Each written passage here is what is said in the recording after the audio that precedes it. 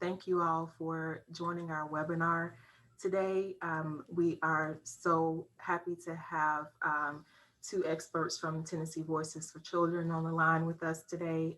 But I'm Kanika Young with the Tennessee Justice Center, and we are going to be talking today about addressing the childhood mental health crisis. This is part one of a two-part series, so be on the lookout for the second part. But today's webinar will focus on resources and information about what is happening in terms of childhood depression and suicide attempts and rates in Tennessee.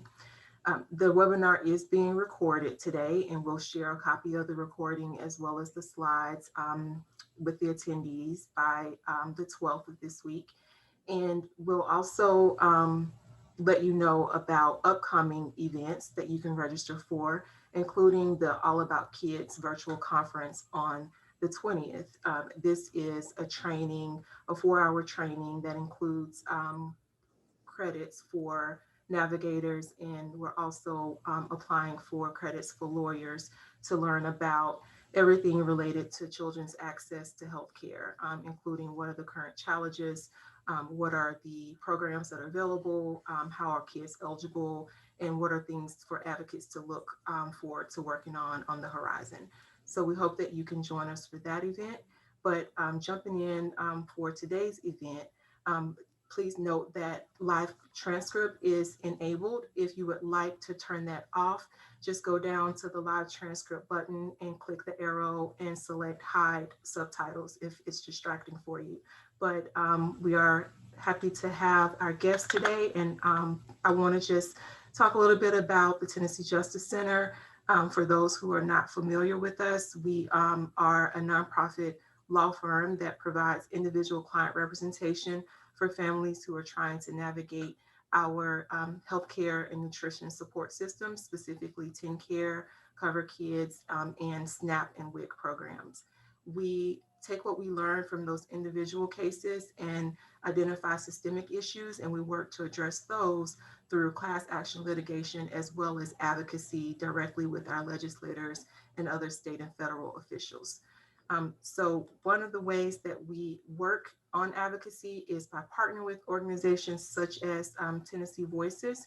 And today we have two experts from Tennessee Voices who are going to talk about youth suicide risk factors and prevention resources. So today we're joined by Dr. David Thomas. He's currently clinical director for Tennessee Voices. He is a licensed professional counselor, clinically certified forensic counselor, and certified cognitive therapist from the Academy of Cognitive Therapy. His previous experience had him serving as clinical director for Life Care Family Services for the past 15 years. Dr. Thomas's specialties include cognitive behavior therapy, motivational interviewing, substance abuse treatment, and clinical supervision. Dr. Thomas's research interests include attachment father roles in youth and adult violence, suicidal behaviors and prevention, mood and anxiety disorders as related to boundaries and, the transcript, and maternal voice versus paternal influences within psychopathy, and our second presenter today is Amara Diffenderfer. She currently works for Tennessee Voices as the Youth Screen Program Manager. Prior to this, she worked at Cumberland Heights and the Adolescent Program, Arch Academy, for 8 years. Amara graduated with her bachelor's degree in psychology from MTSU and received her master's in counseling at Trevecca Nazarene University. She interned with a local high school in the counseling department, where she found her passion for working with adolescents. She is currently certified in several different suicide prevention trainings and screens adolescents in the community for suicide risk, as well as mental health and substance abuse concerns. Amara is passionate about her work with this field and spreading hope and healing for individuals. So I will now turn the floor over to Amara. Thank you. And Ms. Kanika, is it okay if I use, if we just say next, I guess, for our presentation? Okay, awesome. I guess we can go to the next slide then. And I think Dr. Thomas is actually going to kind of start on our vision with Tennessee Voices as our organization and our mission And then I'll kind of go into our agenda for the day. Okay, that sounds good. Yes, with Tennessee, our vision is, building hope for all generations. Next. And our mission is being a collaborative leader in mental health transformation. Next. And a little bit about what we do. We very much believe in trauma-informed care, overcoming, systemic issues, very much, promoting the power of a peer and looking at lived experience. We have a lot of, we have therapists, but we also have peer support specialists and family support specialists as well. So we very much value that lived experience. And kind of what we're doing today, engaging in those collaborative solutions, to further mental health care, that education, talking a little bit like Amra will soon go into about, some education on suicide prevention and also some tools that you may be able to use to kind of see if someone does have some suicidal ideations. Next. David, I tried to give you control. If you want to accept, I believe you'll be able to control the slides. But if not, I can keep doing it. It's not for some reason. Did you say me, Kanika? No, to David. Oh, okay. Let's see here. Technical difficulties, the age of 2021. It's okay. I will Is take there that something back. I need? Oh, wait. Oh, no, never mind. Is there something? Oh, I'll just keep advancing for you. oh, okay. Thank you, Kanika. Thank you very much. So for our agenda today, what we're going to be talking about is statistics on youth and suicide, specifically as it relates to Tennessee and our region. Also, we're going to discuss the different types of assessment tools that are out there. And we're really only going to be talking about a small portion of those tools, ones that we use within our organization and that are available to the community. But there are a lot of different additional assessment tools that we may not go over, but perhaps we can kind of get that in the Q&A if there are any additional questions that y'all might know of some different tools. We're going to kind of conclude our presentation with different prevention programs that are out there and going over resources, overview, and hope for the future. So that is our agenda for today. Okay, looking at statistics, children and youth from 10 to 24, suicide deaths and suicide ideation. So the next couple of slides are going to be talking about, the first slide is going to talk a little bit about statistics around suicidal ideation and self-harm. And then I think the second, some of the later slides are going to be talking about actually completed suicide. So let's go to the next slide. So youth between 15 and 24, and by the way, these statistics are the most recent statistics that we have, which is 2019. I don't even think these are uploaded yet. We actually had to go to our grant holders at the Department of Mental Health and Substance Abuse to get the most recent statistics. So these are the most updated ones that we have. Sometimes you look at research and statistics that are older, and we want to most certainly look at what the most recent ones that we have. I was talking about ages 15 to 24 has got the highest rate of suicidal ideation and self-harm.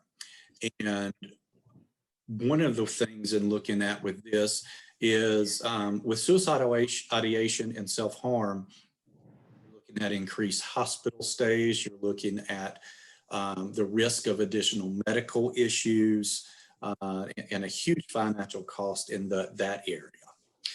In the next slide,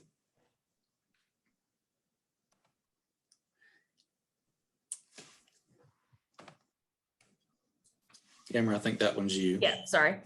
Okay, so this slide specifically relates to the number of deaths, so actual completions, and it's comparing the national rate across the United States with Tennessee specifically. So as you can see, and what the governor actually reported this past 2020 is that Tennessee is 16% higher in the national rate with completed suicides. So obviously this is very important in our region that we are in currently, just because we are higher.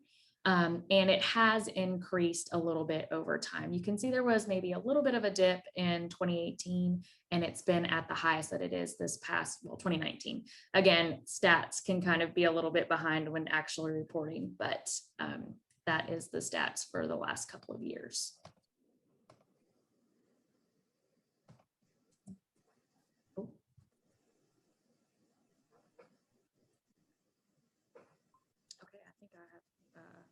Control now. Okay, awesome. I was just testing it out. Okay. Also, this slide specifically relates to gender and suicide rates.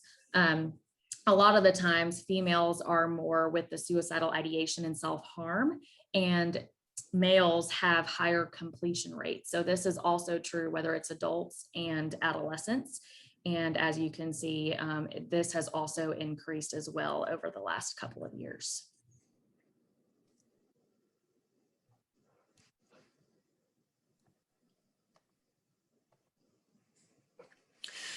And as far as looking at method for suicide, historically speaking, if you're looking at from 2015 to 2019, the red, that is firearms. So the most used method for suicide is firearms.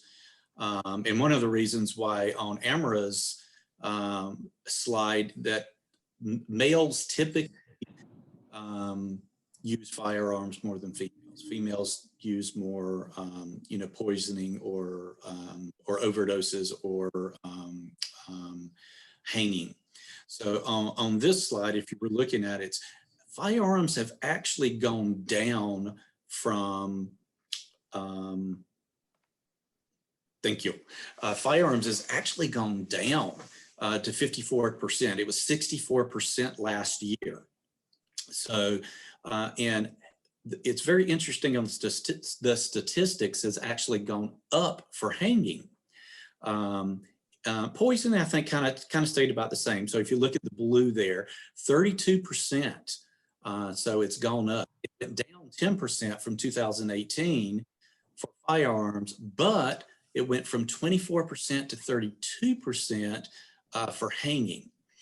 And poisoning, as far as overdoses, has kind of gone up a little bit, but it's the highest over the past, 4 years at 10%, but it typically stays right about that. So that's just very interesting that firearms went down and hanging kind of went up a little bit.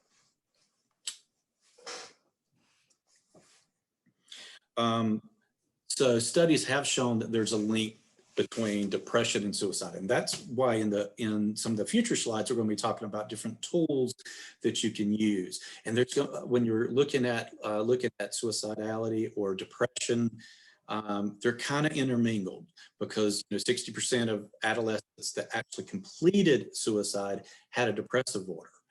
So that's why we focus so much on depression.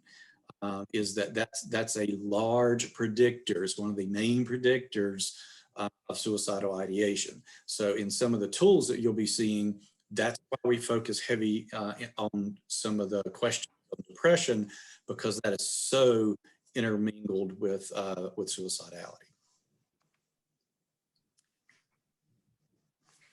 Yeah, and so about 85% of patients with major depressive disorder will have suicidal ideation, and adolescents and young adulthood make about 32% of that attempting suicide. 20% will make more than one attempt. So generally, if you have tried once, there's a higher chance that you will try another time.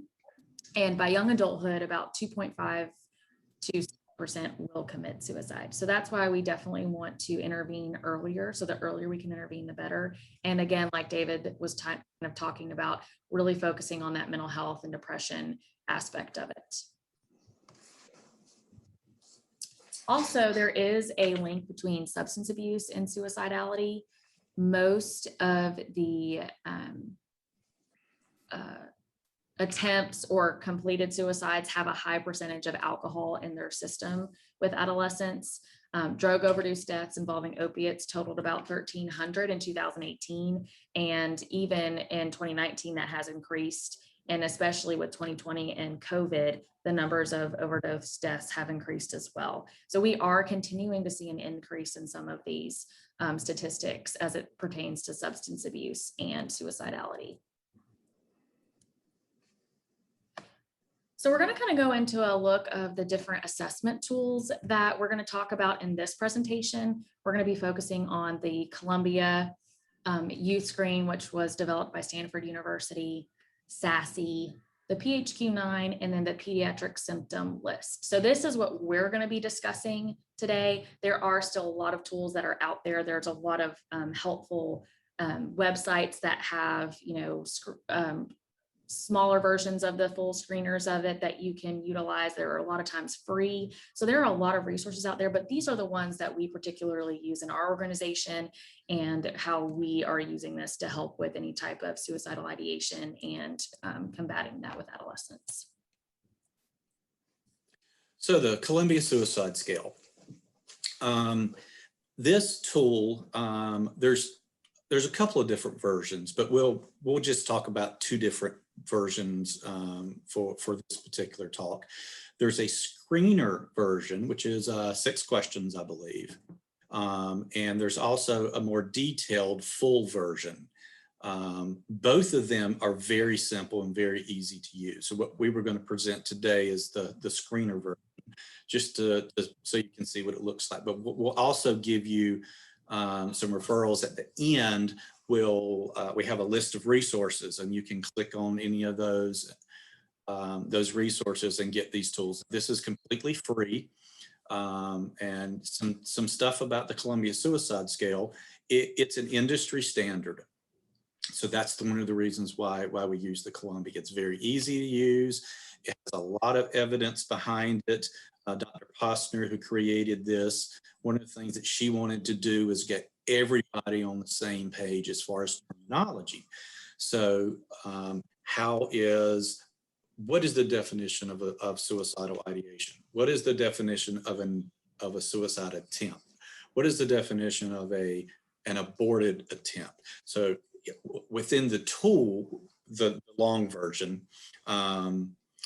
it tells you those terms. So it kind of got everybody on the same page, because for the longest time, statistics were all over the place because nobody was defining terms.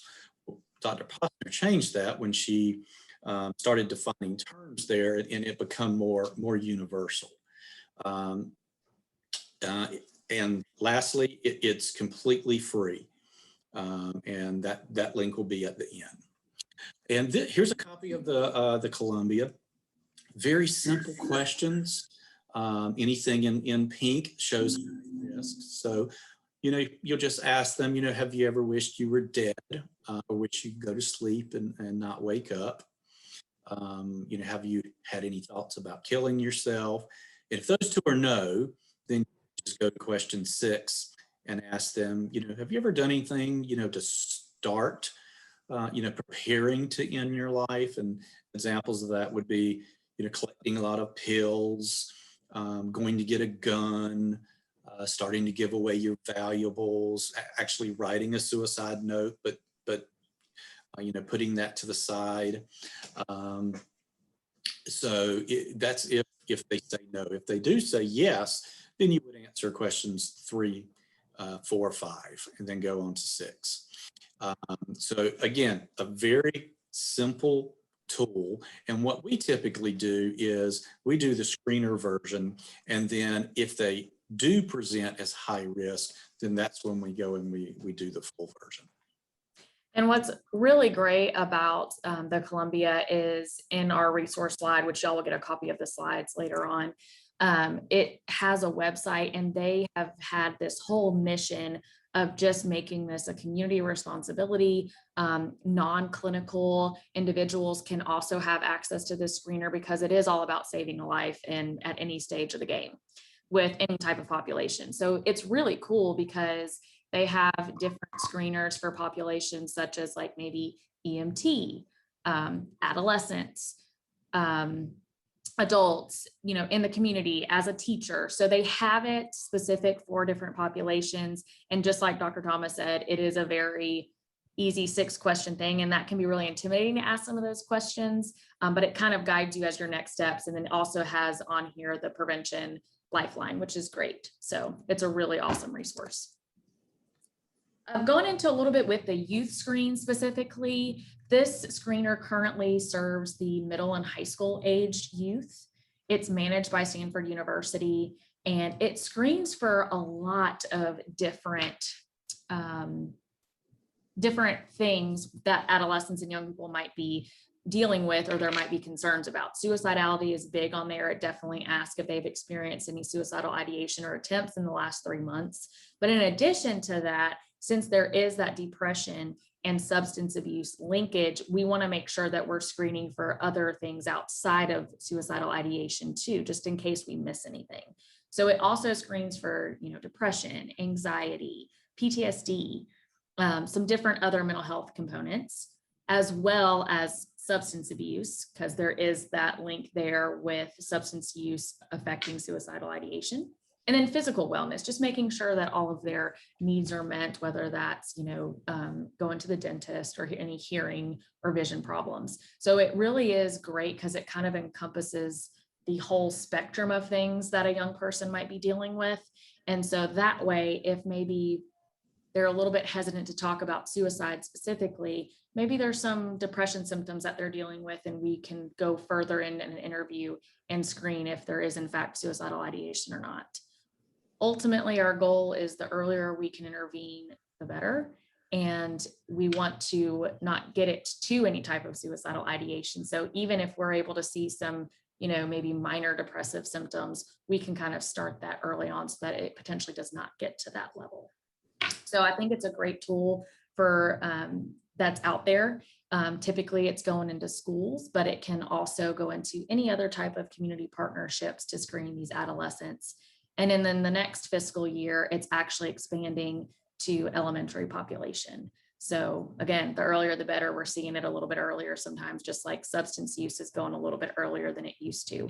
So we definitely want to make sure that the earlier we can intervene, the better. Here, if it's going to let me. There we go. This is an example of what a report from the youth screen looks like. So as you can see in the red, it says, suicidal ideation endorsed. And then it gives us a total symptom breakdown of how many symptoms they might be experiencing related to depression, suicidality, or substance use, and then also an impairment score. So that really gives the clinicians ability to kind of see what they kind of tested positive for, and they can kind of go into more information in the clinical interview so that we can really make sure that they're getting the right recommendation for services. So it's a great tool to be able to utilize. And Amra, on that, as far as YouScreen is concerned, all of the tools that we're going to be going over, except YouScreen, you can use and get a small amount of training to use.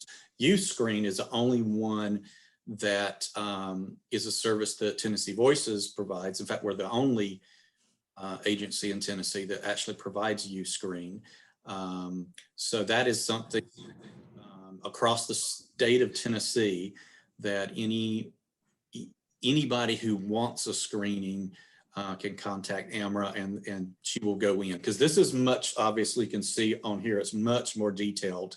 So this is actually something that Tennessee Voices does, that Amra does with her staff. But all the other tools that we're presenting are ones that you can actually use yourself. Correct. Sorry, Amber, I just wanted to be you're good. clear on that. Yeah, absolutely. The next tool that we're going to be talking about is the Substance Abuse Subtle Screening Inventory, otherwise known as the SASI. So this was developed in the late 90s, and there are adult and adolescent versions of these. At first, it was all kind of paper, and then here in the last couple of years, they've had added online versions, which is really helpful. The online version actually prints out a report that kind of goes into more detail as to why they're scoring the way that they are, versus the paper version. It's self-scored, but it's still very insightful. So these tools are used generally towards like clinical evaluation, so not typically used alone in making a recommendation, but it is a tool to kind of assess where they're at. And Dr. Thomas will go into a little bit more detail about what the scoring looks like, but what's great about this tool is that it gives us a severity of the probability of someone having a substance use disorder. And it screens for defensiveness and false positives or false negatives. So it's a really useful tool, especially with an adolescent population, and just kind of gauging how that's affecting their mental health and just other areas of their life. Right. And when it comes to those who use or abuse substances, both Amber and I have worked at Cumberland Heights before, drug and alcohol inpatient and outpatient drug and alcohol treatment center. And I personally, I don't know about you, Amber, but have never worked to where we had somebody who showed up and said, I think I just come in here and get some treatment. I just felt like I needed treatment. It's typically one of 6 different consequences that happens that brings them into treatment.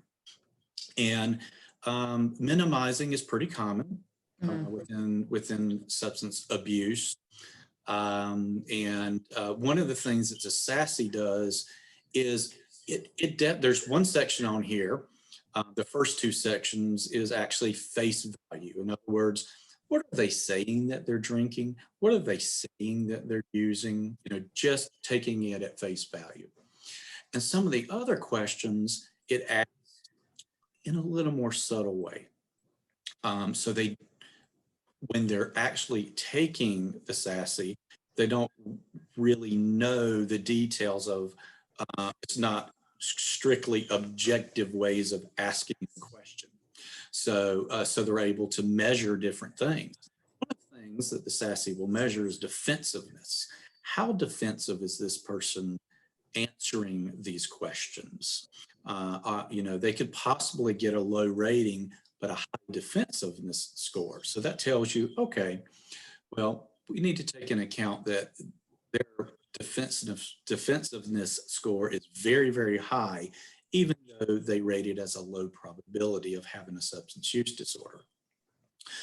The final score will come out and it would either show one of 2 things, or I should say one of 3 things. Either one, there's a high probability of this person having a substance use disorder. In other words, they answered questions on the SASE that were very similar to others who have substance use disorder. Or they have a low probability of having a substance use disorder, which means they answered the questions very closely like those who do not have a substance use disorder. Or the third, the SASE will show you if they just do random selections, the RAP, random answering pattern, which would mean that the score on there would be invalid because they just randomly checked.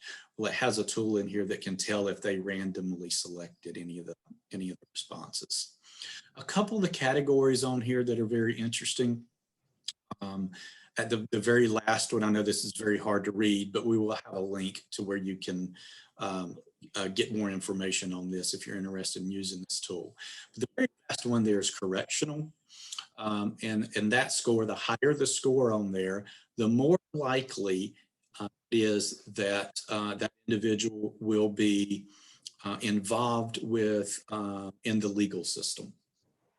So in other words, that means those individuals that score high here answered the same as others who had legal issues, and they answered very much like those.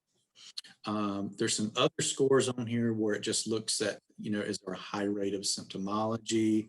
Are there some family attributes, that are going on that are similar to those who have a substance use disorder? So it's a really good tool to not take someone at complete self-report, because we do need self-report. We also need to talk to collateral contacts to gather information. And lastly, we certainly use something like this to kind of help tease out if there may be some lingering. Amara, did I miss anything in there? No, that was great.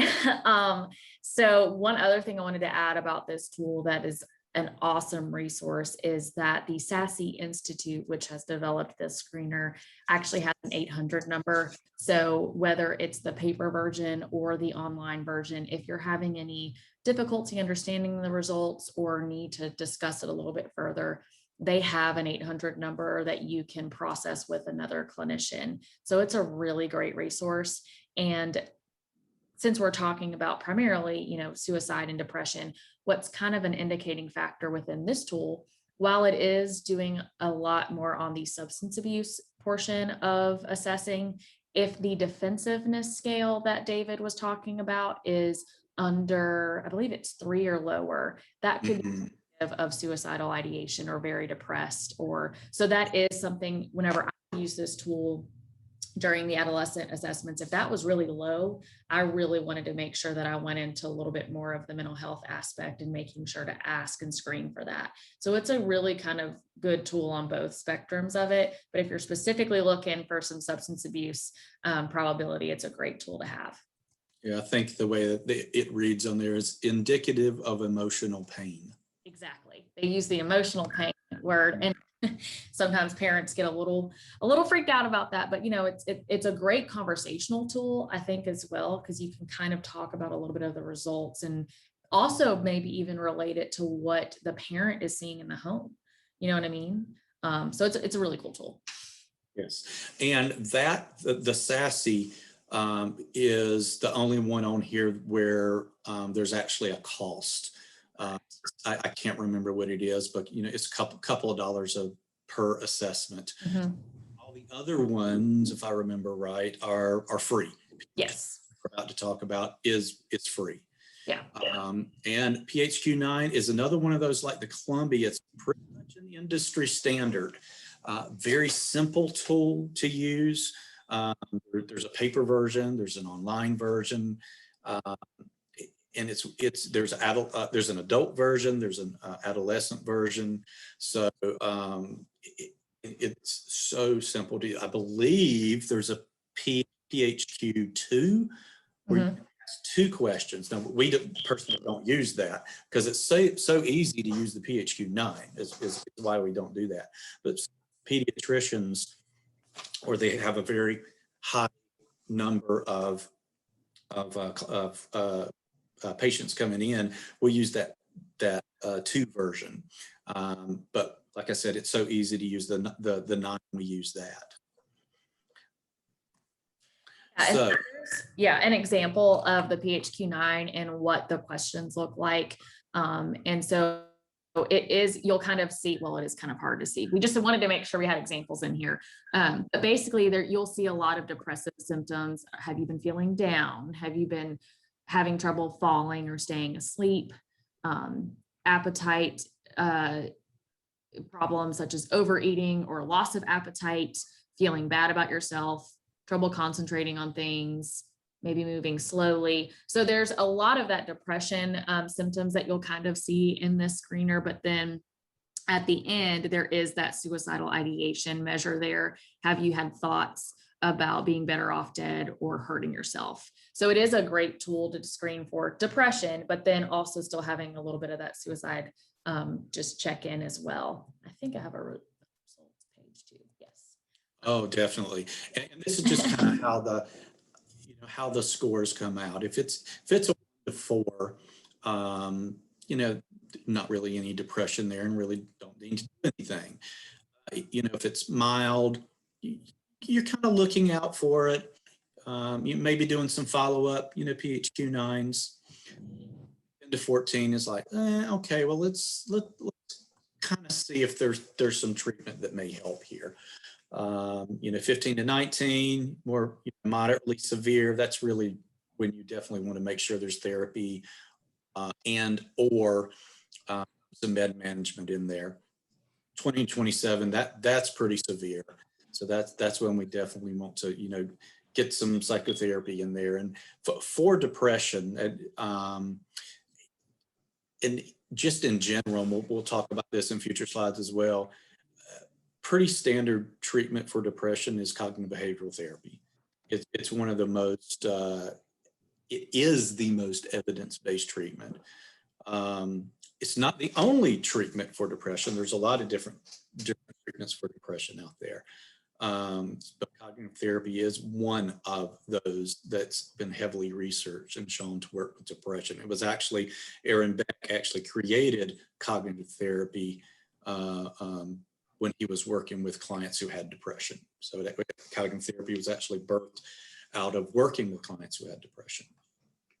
And what's also, just in addition to this, the PHQ-9, a lot of treatment facilities are starting to use this because you can kind of capture maybe where a client has started in their depressive scale. And then over time, if you've been working with them long term, you can kind of see, okay, are their depressive symptoms starting to decrease? Has there been a spike that's gone up again? So it's a really good, useful tool for any long-term type of treatment and just kind of checking in. And then it's been helpful with a lot of insurance panels for them to see the measures and if there's been client improvement or not. So it's a tool that a lot of treatment facilities are using as well to get outcomes and measures.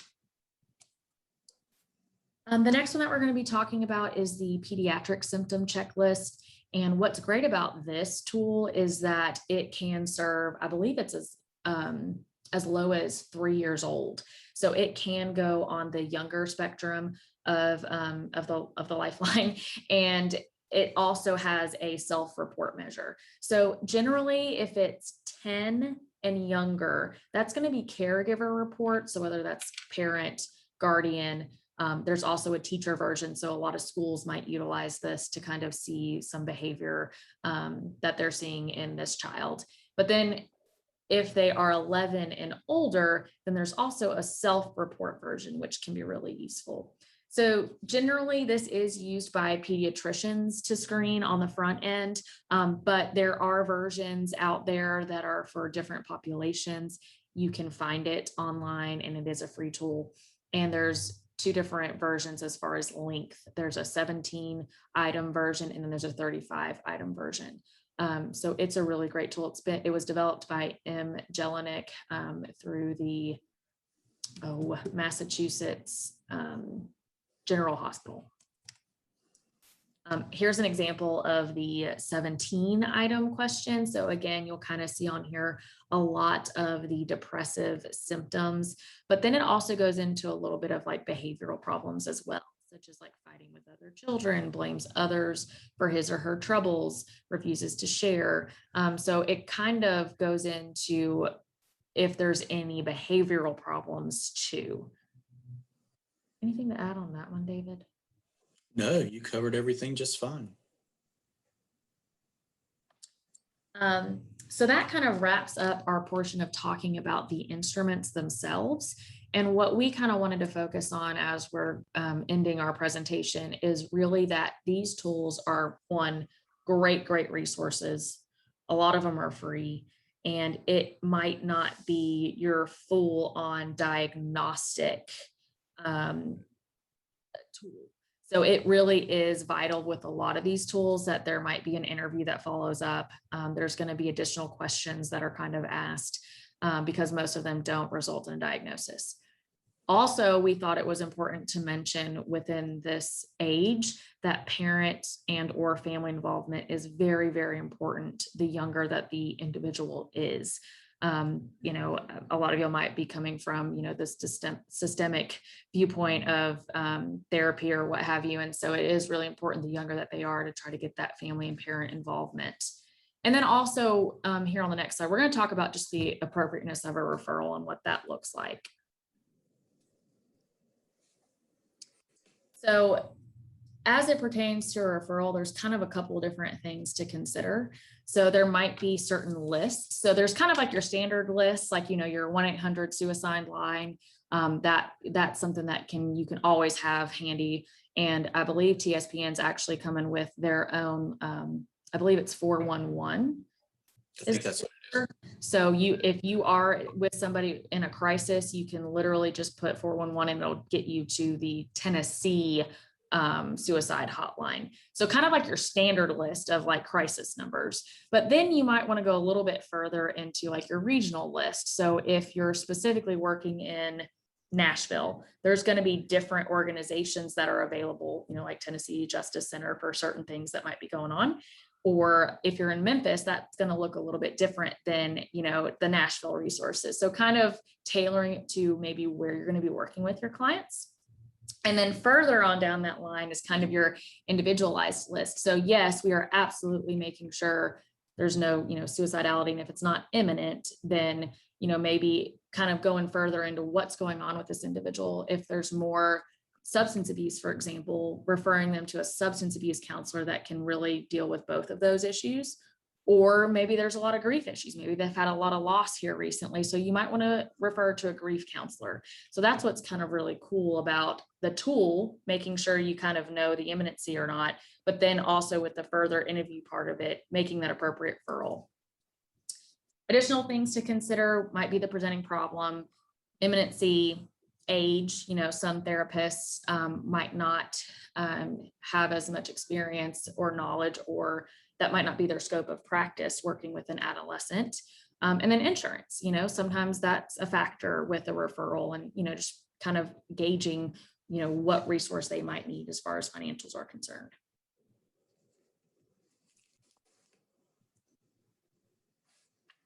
And some programs that are available. One of the things that has opened up because of COVID-19 is the availability of services on telehealth, which has really opened it up to different times, different places. They don't have to physically go anywhere. They can do it in their living room. They can. So it's definitely open up access to services. Now within that, there definitely are some challenges of working in telehealth, especially making sure that they're in a place where, with COVID-19, going on, it's completely changed things as far as who's in the house. So there's typically more people in the house. And one is not always able to have that safe, when I say safe space, I mean private space is probably a better word for it, that private space to be able to process through things through therapy. But that's something you definitely work on in your sessions. We're getting more to where we're starting to do more in-person therapy as well. And as we were talking about before, there's certainly different modalities. Cognitive behavioral therapy certainly being one of them. There's group therapy programs out there. There's different school programs. One of the things that Governor Lee has introduced is a large initiative for school-based having a school-based behavioral health liaison in schools. We actually have 3 or 4 in certain schools around Tennessee right now, and what that is, it's a free service. It's on a grant. Now, not every schools have a school-based behavioral health liaison, but of the ones that do,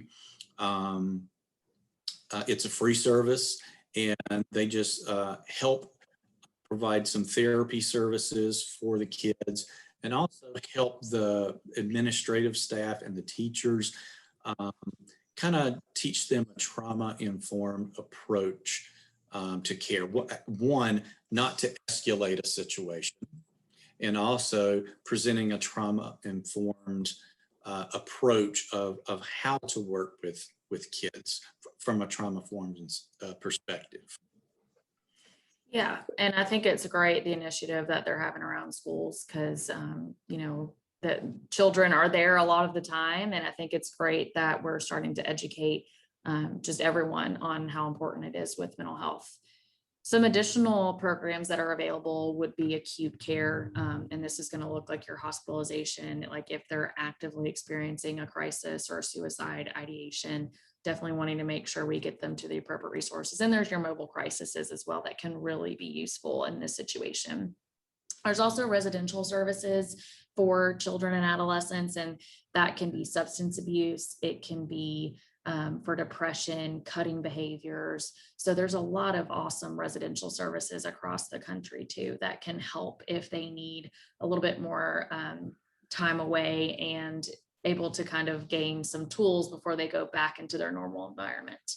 There's also PHP, which is a partial hospitalization program where they're there the majority of the day and can really get tuned in into their coping skills and group therapy and the therapy that they need, but then going back home to their normal environment.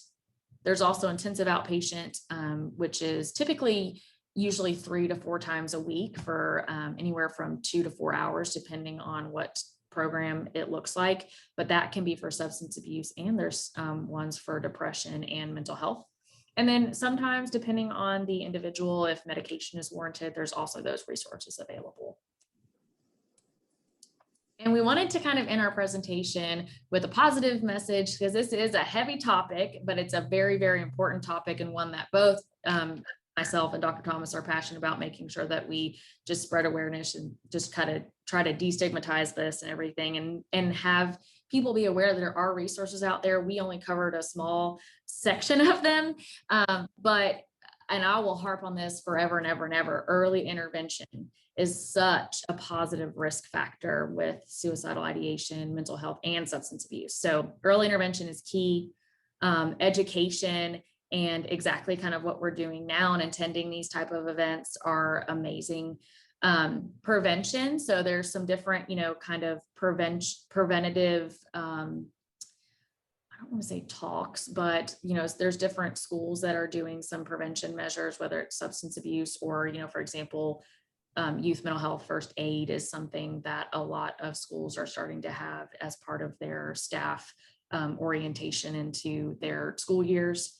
There's assessment. So I think that's a great resource to start with, you know, like, especially if it's first for a loved one or a child that you might be concerned about, there are individuals that can assess them and find out what they might need.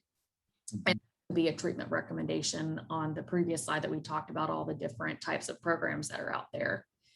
And, you know, the pandemic and COVID-19 has been hard. It's been a tough year. We're going into 2021 and we're still kind of, we're not on the end of it, but there's been a lot of positives that have come out from the pandemic. While the stats, you know, we've seen some increases with the pandemic, we've also seen, you know, telehealth being a great, great option.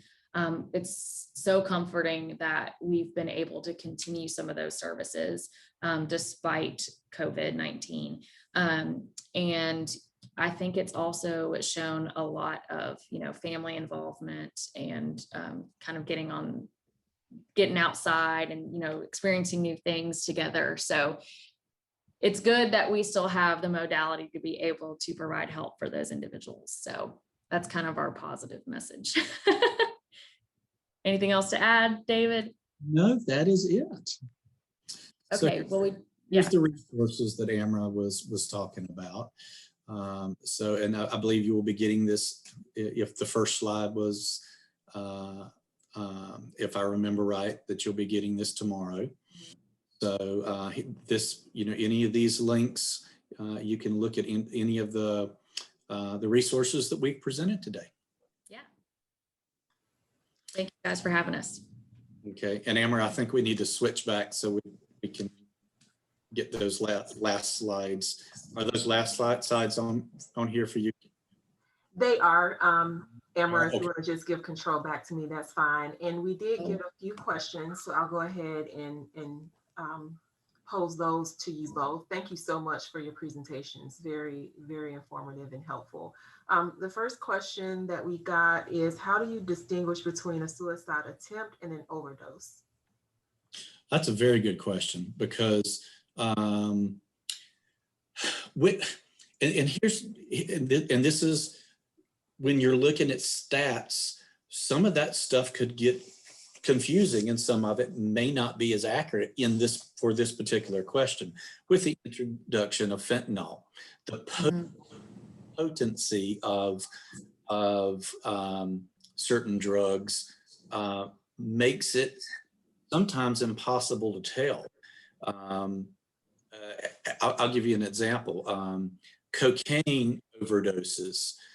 There's a high rate of cocaine overdoses that are really not cocaine overdoses. It's the fentanyl that's been laced in with the cocaine, so it really should be an opioid overdose. But is it counted as a cocaine overdose, or is it counted as a fentanyl overdose? So that's a very hard question to tell. For that, you'd have to look at, and Amber, you chime in at any time. You kind of look at the high risk that it was an accidental overdose, but you're probably looking at some of the other factors there. What was their depression? Has the person given away, certain items? Have they left a suicide note? But that's a very hard question to tease. It is a very hard question. And whenever I worked with the adolescents at the program that I was at, there was a very high correlation with them stepping down from a hospital stay coming to us.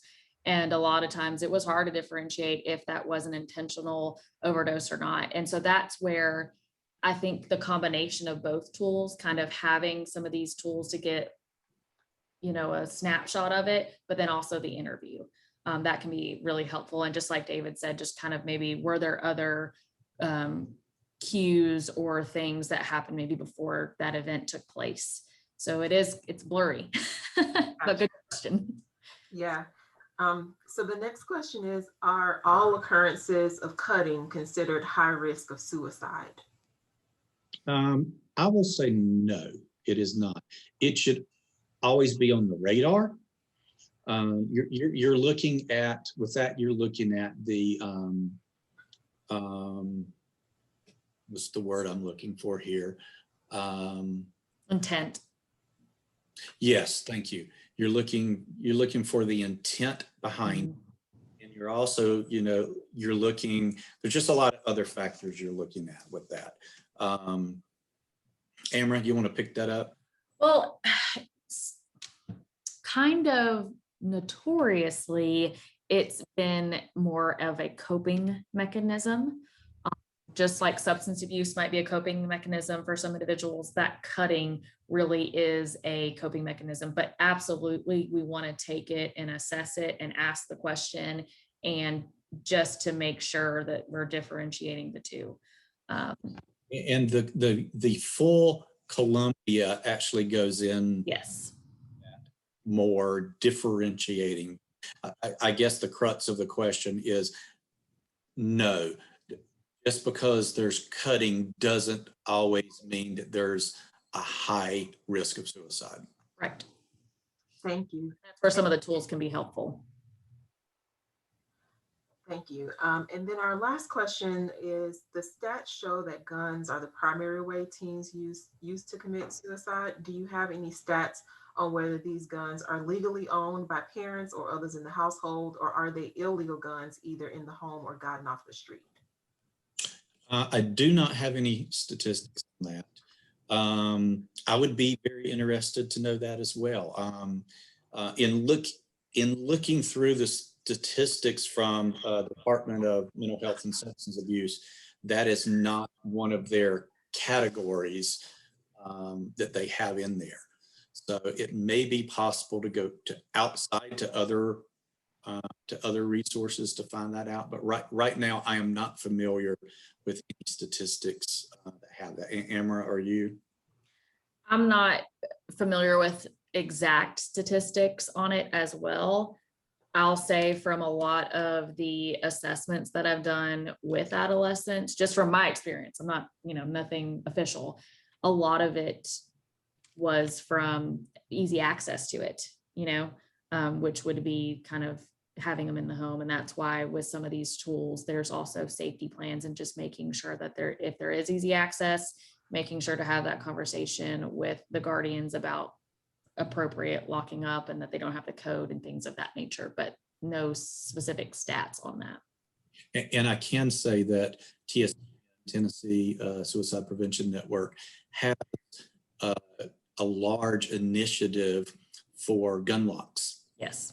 To where they in that specific initiative, they're going to gun ranges and gun stores and working with them in providing free gun locks and being able to come in and give some psychoeducation about guns and just offering that education for anyone who will listen, and also free gun locks and just the need to be able to have gun locks.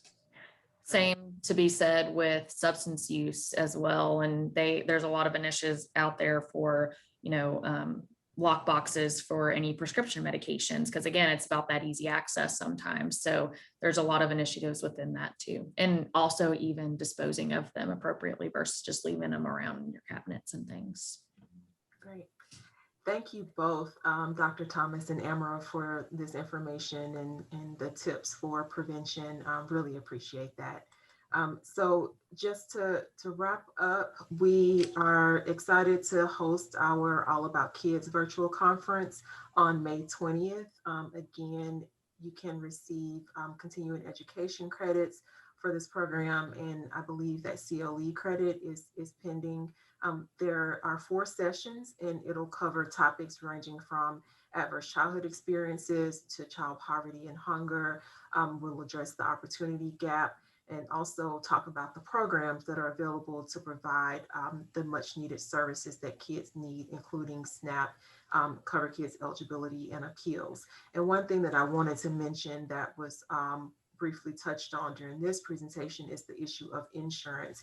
And that is for kids who are enrolled in TennCare, which is our Medicaid program, there is a federal benefit known as EPSDT that states whatever a doctor says is medically necessary for the child, they are entitled to receive that service or benefit. So for all of the interventions and treatments that Amara and Dr. Thomas went over, if you are encountering kids who need those services, who need those particular treatments, and they are enrolled in TennCare and you've had an issue with them being denied, please reach out to the Tennessee Justice Center and we can certainly help them with appealing those types of service issues. So again, thank you to our presenters, Amara Diffenderfer and Dr. David Thomas from Tennessee Voices for Children. Thanks to our audience for joining us today, and look out for the recording and the slides tomorrow. Thanks everybody. Have a great day.